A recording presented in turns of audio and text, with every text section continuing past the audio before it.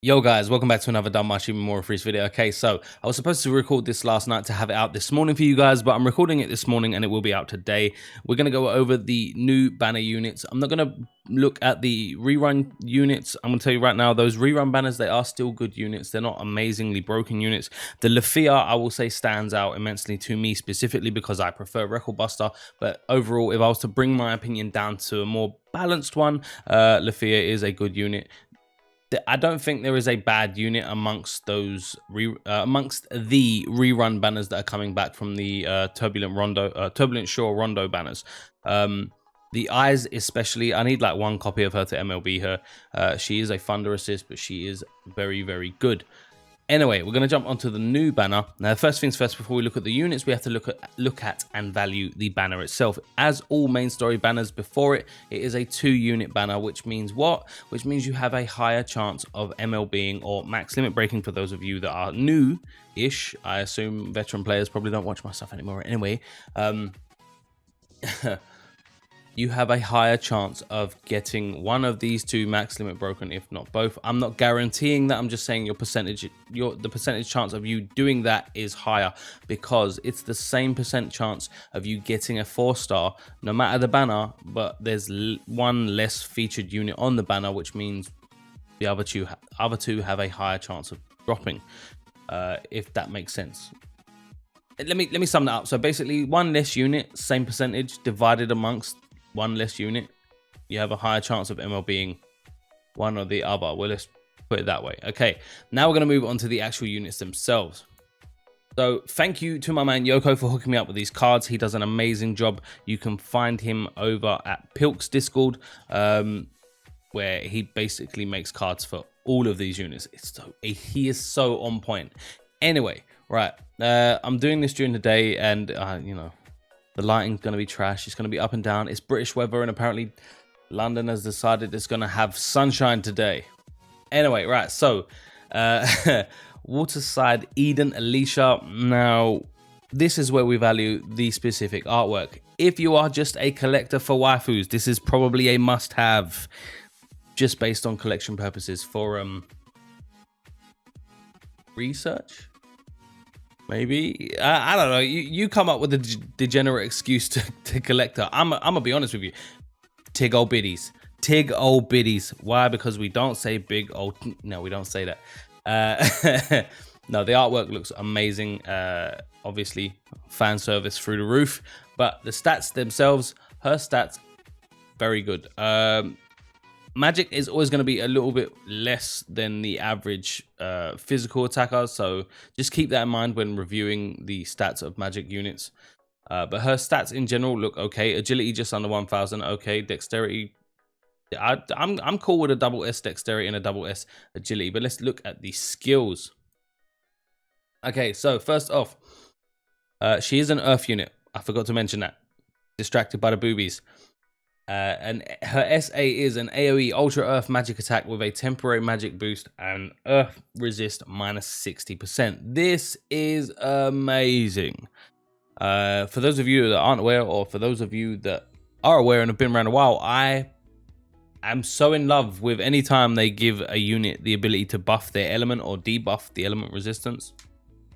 I prefer that over buffing strength or magic, or debuffing physical resist and magic resist on SAs, and you know, just in general. To be fair, I think buffing and debuffing your own element is so much more of a valuable tool than buffing and debuffing the type of damage, say magical or physical. Anyway, so minus 60% earth resist for 4 turns makes her a valuable unit to have in general.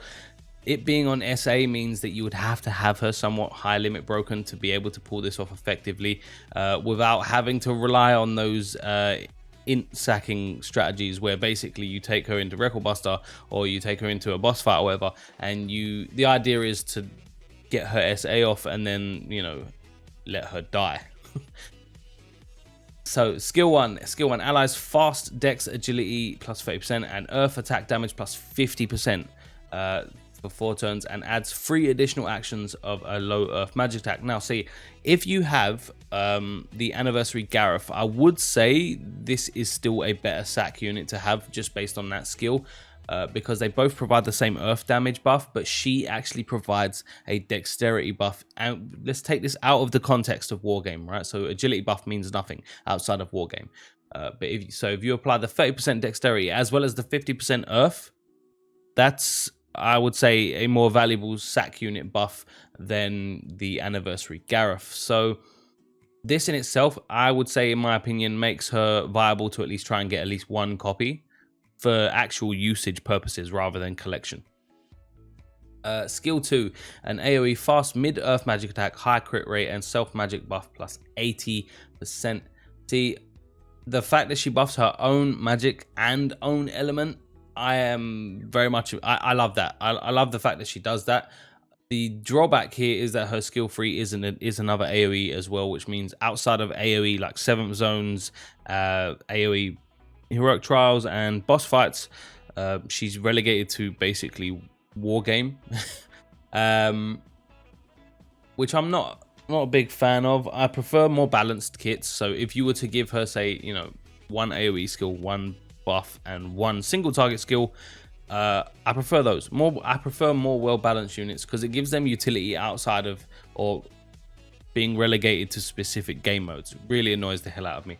However, do I think she is a good unit based on her skills? I do. So skill 3 is a super earth magic attack with high on guard rate plus 80% skill damage if the target is taunted. Now, this comes into play later on because if you come over to her passives, she has a 70% chance to taunt when she counters. Now, if you were looking to run one of those teams that I deem toxic as fuck, I have to, you know, after it's gone 2 minutes in recording now, I can cuss, I don't care. If you are one of those people that run ailment in Wargame, I have an issue with you. Me and you are not friends. We could never be friends. You're toxic as fuck. And you should feel bad. You should feel bad about what you do to the community. But if you were looking to improve on your ailment team, she would be a unit worth having for Wargame. I will throw that one out there. 15% magic resist and physical resist. Okay, all of these are already included in the stats. Anyway, what do I think of her? She is a good unit. Good unit. I will say if you needed an earth element buff, she's probably the better one to have right now because she does provide that additional dex buff as well. It is 50%, which means, you know, if you're still running Lyra like me and she doesn't buff her own earth damage, this Alicia will probably make a very good sack unit. If you're looking to use her in Wargame, I would say I think she holds up decently well. She has a fast buff and then she also has a fast self buff on her skill 2. I think she would work well. I don't know in terms of team comps how earth magic would work currently with the current meta. Well, currently with the current meta, that wasn't was a pain in the ass to say. But she is a good unit. I would recommend trying to get at least one copy of her. If you are in the market for an improvement on your ailment teams for war games, or even you know, an improvement for your earth team for war games, she's probably a good pickup to get. Just keep in mind you'll probably, well, for Wargame, you'll need to get her higher limit broken than if you were just using her for her skill 1 buff as a sack unit. My recommendation, what I'm going to be doing, I'm going to try and get one copy of her, and that's it. I need to start saving for Anniversary. Keep that in mind. If you are free to play, saving for Anniversary should always be in the back of your mind right now. We do not know what they're going to do. We do not know how long they're going to try and make the Anniversary run for again. So if you're free to play, trying to have literally as much Iris as possible is in your best interest right now. So we're going to move on to the next unit, which is the Elfie Nat. I'm not going to lie, this, listen, right, hear me out now before you judge me, right? There's not a single thing about this artwork that I don't like. She is adorable as fuck. And that's just the tip of the iceberg. Outside of adorable, boy, Come on, they did their justice with the artwork. If nothing else, the artwork makes her look incredible. Anyway, so looking at the stats, she has amazing stats as well. Just under 2k magic as before, just over 1k agility, and around similar, I think it's like 4 more dexterity than the Alicia has. Let's look at the skills. Another Earth Magic attacker, by the way. I keep forgetting to name the element when I do that. I'm sorry. Her SA, Ultra Earth Magic attack, temporary magic boost, and strength magic and magic resist minus 50% for 4 turns. I think it is. I'm pretty sure it's for 4 turns. That in itself, I'm okay with, but this is one of those things where I would not use this SA pretty much ever. I don't see a need for it outside of Wargame. And let's be real, when looking at Wargame, when looking at a war from a Wargame perspective, how much are you really going to rely on, you know, deciding whether to summon for a unit based on their SA, unless it's completely out of this world broken or gives you a very big step up? This, in my opinion, does not give you a very big step up. It's a very good SA to have. It's AoE, so it probably will help you out in terms of AoE 7th zone and things like that. But in Wargame, I don't think it brings as much value to the table as people probably would think. Skill 1, another AoE mid-earth magic attack, earth resist minus 40% for 4 turns and adds 3 additional actions. We're just sticking with additional actions now. I will say having 3 additional actions is obviously more preferable to having 2 additional actions, because I find that units that have 2 additional actions, I'm constantly having to reset, like obviously more than a unit with 3 actions, but it feels like it happens. So, like, I don't know, it just doesn't feel like there's enough terms between resetting additional actions with a 2-turn buff than with a 3-turn buff. Anyway, right, so earth resist minus 40%. If you do not have an earth resist debuffer, this is probably a good way to go. So if you don't have Anniversary Lyra, she is a good pickup for 1 copy at least, just based on this skill alone. Her skill 2 is an AoE fast high earth magic attack, high on counter rate, shortens status buffs by 2 turns of the enemy, and a self 75% magic buff. So doesn't buff her own earth element, which is fine. The idea is you're supposed to run them hand in hand. So she's supposed to be run with Alicia, but chances are most people are not going to make that happen. Skill 2, buffing 75% magic. I'm cool with that. It's a very nice buff. I feel like their power, the self-type buffs, like, you know, strength and magic, are becoming a regular reoccurring thing, and they're quite high buffs as well. It kind of does feel like what they're doing is setting up to edge Haruhime out, you know, for now. Like, if you weren't aware, there are a lot of high-scoring teams that do not use Haruhime anymore, especially in Record Buster, and it feels like she's being edged out more and more, which is a good thing. Having one ultimate unit basically just sitting above all of the others, making herself essential in everything, is not something you really want for game balance. But anyway, I move on. I digress. It's an okay skill. The buff itself is becoming sort of status quo. Anyway, skill 3, single target. See, this I prefer. Single target, super earth magic attack with temporary great magic boost. The great is going to be, you know, great, but there are no percentage buffs there, which I don't know. I don't actually know the maths or the calculations for how much damage they would do here. But I see temporary great boost. I'm assuming she might hit, or she probably will hit quite hard with skill 3.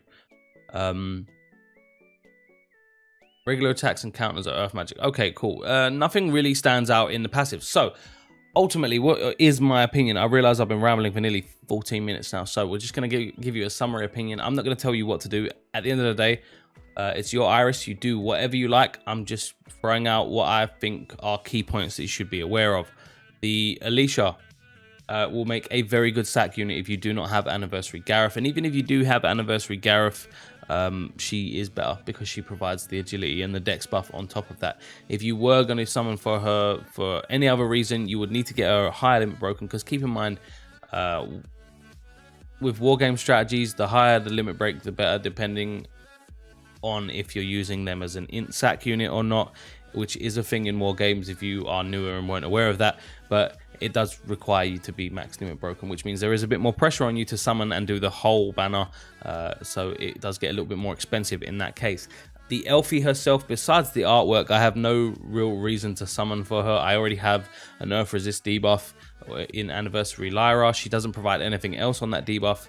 I already have a magic resist debuffer with SA. Lyra does exactly the same thing, if I recall correctly.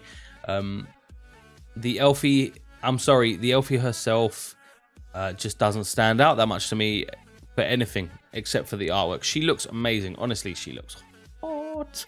But as in terms of utility, I don't really see much benefit of getting her for me specifically. But if you did need an Earth Resist debuffer, pick a copy up.